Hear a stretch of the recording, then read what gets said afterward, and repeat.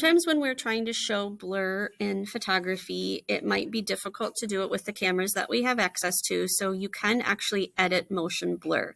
So I'm going to take this picture of me riding my dirt bike and I'm going to edit it in a way to make it look like I'm going fast. Everything around me is going to be blurred. So first thing I want to do is go up to Layer, Duplicate Layer. So I have my original photo as background, and then I have background copy. I want to make sure that I'm selecting my original.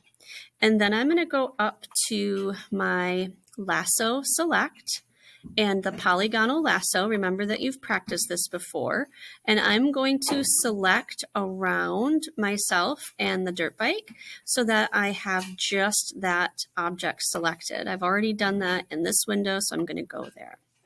Then I'm going to go up to select and invert the selection so that I have everything else selected. And I want to make sure that I have that background layer selected on this.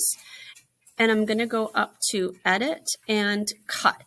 And you won't see anything happen here on your photo, but if you notice down here on my background layer, you can see that the background is gone so that it is no longer there.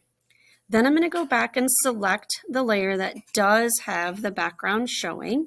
I'm going to go up to Filter and Details, and I've got a couple of options. I would select and test out Zoom Blur and Motion Blur. So if I click on Motion Blur, I get to decide the amount. So you can see that the background is kind of blurring, and the angle, and I'm going to also show you Zoom Blur. So Filter, Details, and Zoom Blur.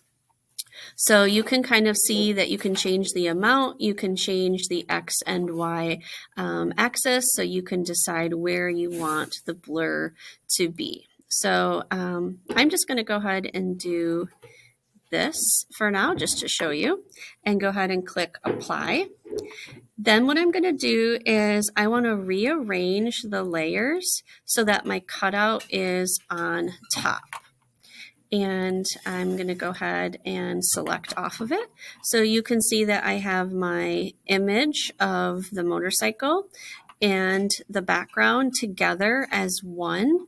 But because I've done the motion blur on just the background copy, I can keep that part blurred. The very last thing that you can do is flatten your layers if you want to make sure that this is just one complete image. So I'm going to flatten my image and file save.